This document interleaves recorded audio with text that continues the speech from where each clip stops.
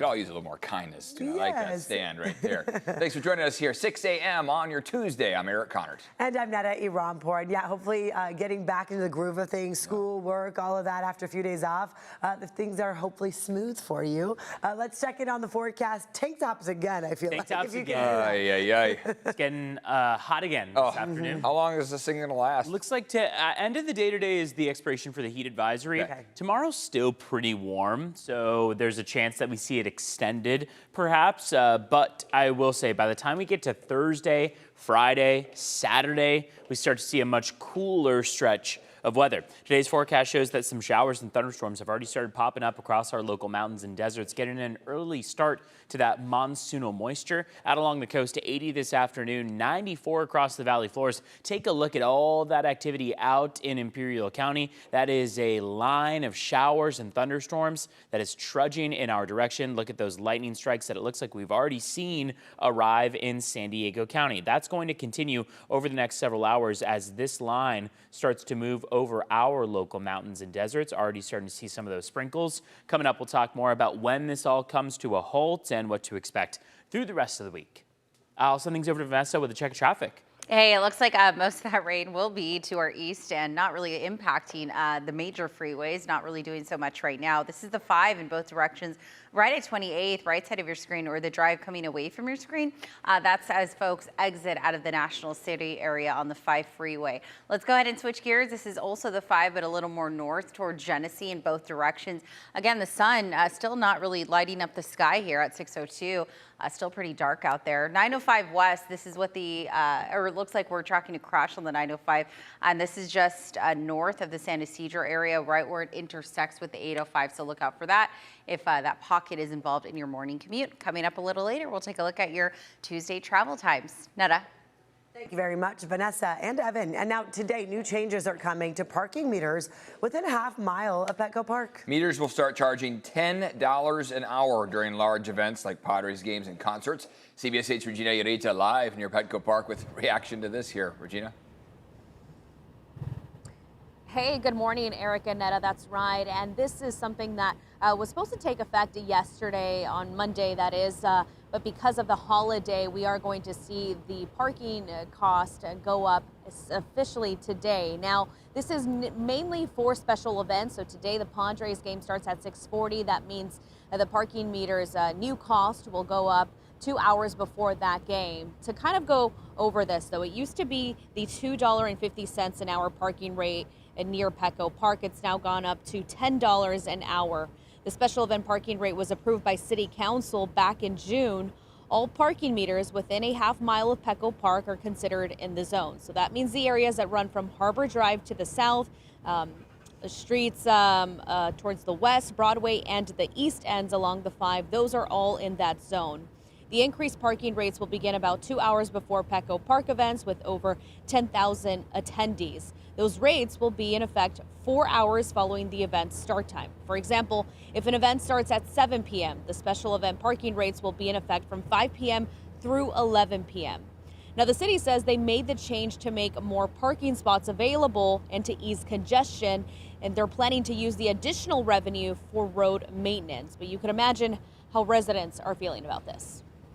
Needs to charge that much for parking, $2.50 to $10. What is that, like 300x?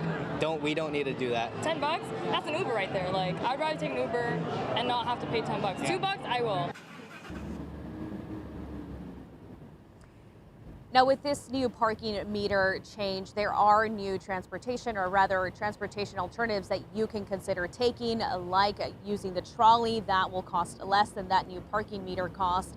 You can also check out rideshare services. And of course, you could park in yellow and green curbs, but that would have to be after 6 p.m. and you would have to make sure that it's not restricted during Petco Park events. Eric Ganetta, I'll send it back to you. Regina, thank you. This morning, a county supervisor is providing legal help for migrant children. Supervisor Tara Lawson-Remer set to announce her plan at a news conference in just a couple of hours from now. CBS 8's Chris Groh live outside of the county admin building with all that you've learned about this. Chris, good morning.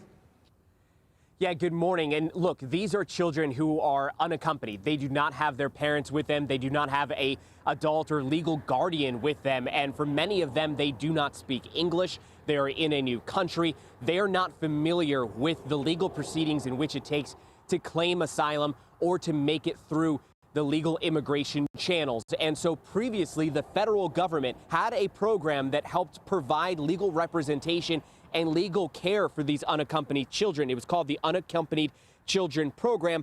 It assisted an estimated 26,000 children nationwide, including at least 300 in San Diego. But they are now losing their lawyers. They are losing their legal representation after the Trump administration made the decision to end funding for this program.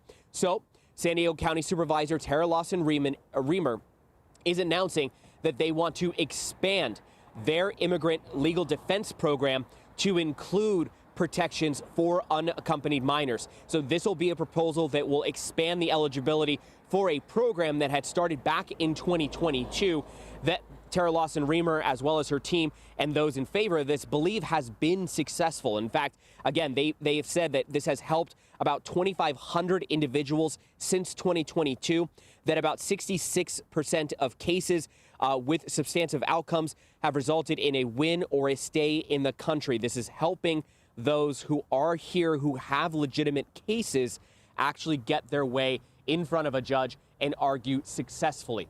Now, we're going to be hearing from Tara Lawson-Remer later on this morning at 11:30. We'll hear more details about the program, but for now, we'll send things back to you in studio. Chris, thanks for that. Today, you are invited to help clean up the beach after Labor Day festivities. Yeah, it got pretty busy, pretty messy out there. Volunteers are invited to join this cleanup organized by I Love a Clean San Diego. It is happening near Belmont Park in Mission Beach. It starts at 3 this afternoon. You're encouraged to register online. You're also welcome to just show up. It'll help kick off a new campaign called Love SD, promoting recycling, composting, and reducing litter. Because, yeah, we see those trash cans overflow. Yeah. Seagulls come, take everything all over the place. So, you know, definitely these cleanups can help out a lot. Yeah, people have those big barbecues down in Mission Bay, and then not always are they taking everything that they brought with them back home. It's a dirty day out there by our beaches. Yeah. So, yes, pack it in and pack it out. Please be keeping track of all your surroundings and everything you bring to the beach. Take a look outside. We've got some showers and thunderstorms that are already popping up in San Diego County. Most of this tracking in from Imperial County. It should only be affecting our mountains and deserts. However, there's always the chance that maybe a weaker, smaller shower kind of pops up across our valley floors. And for this afternoon, there's that chance around the valley center area that we see it occur. So here is where we see the bulk of moisture, rain, showers, thunderstorms. When we look at our rain chances across the valleys today and tomorrow, we're only at 15% to begin with. That does give us, of course, the chance that we see some afternoon showers too. And then going into Thursday, monsoonal moisture starts to drop off. We get through an upcoming weekend that's much drier and much less humid. Here's a live look outside from Mount Soledad. We've noticed that those clouds have started to sink down a little bit toward the ground. Sunrise is 6:24, still about 15 minutes out, but what we're going to be seeing is that in the next half hour, 45 minutes, we start to see a little bit of gray coming through. These clouds start to lift a bit, and ideally, by the time we get to about 8, 9 a.m. at the very latest, we're starting to transition in the direction of sunshine. Sunset not coming our way until 7:12. Want to show you that 5-day forecast because like I mentioned, yesterday was a hot day. Today is a hot day. Temperatures will be cooling progressively through the rest of the week, taking us back down to a much more manageable, much more average range, mid-80s expected by the time we get to about that Friday, Saturday stretch. And not only will it be cooler in that window, but it'll also be less humid. Let's check in on how things are looking on our roads this morning with Vanessa Paz. Good morning. Good morning. 6:09 is the time on your Taco Tuesday. This is live look on the 5 in both directions as you make your way towards the Coronado Bridge connector in from National City. Right side of your screen is at Northbound Drive as you exit passing 28th. As we switch gears and take you just on the 5, this is in both directions right at Genesee. Looks like coming at your screen, that's the southbound drive. So that's as folks travel towards the La Jolla or Point Loma area in from the UTC neighborhood. And we have a couple of things going on this morning. We have a crash that we're tracking in the San Ysidro area. And this is right where the 905 West intersects with the 805. And then we just got this in, reports of a stalled car, so a breakdown, blocking the 2 fast lanes. And this is on the 805. So this is already causing some issues for drivers as you exit the South Bay and head northbound towards North Park. This is right where the 805 meets the 94. All right, let's go ahead and see what's happening. A widespread view of the freeways shows pretty solid drives, anywhere between 65, 70 miles per hour coming in from Oceanside, as well as Escondido this morning. If you're traveling in from Santee, typically it's slow after the 125, but we're not looking at any major slowing as of last check, nor out of the La Mesa and Grossmont area. Switching gears, this is what it looks like northbound. Speeds on the 5 coming in towards the mile of cars, 65 miles per hour. And as we pull up some of those travel times, still all in the green. And this is for that southbound drive as you head northbound in from San Ysidro and National City. But notice how we're pretty slow and go. Reminder, if you're headed towards the Coronado Island, leave time for travel. This is typically a 3-minute drive. It's about 11 at last check in from downtown. All right, 6:11 is the time. Let's go ahead and see what's happening in terms of border wait times inbound from San Ysidro. About 2 hours to get you across the border, and in from Otay, Mesa's port of entry, just over an hour at last check.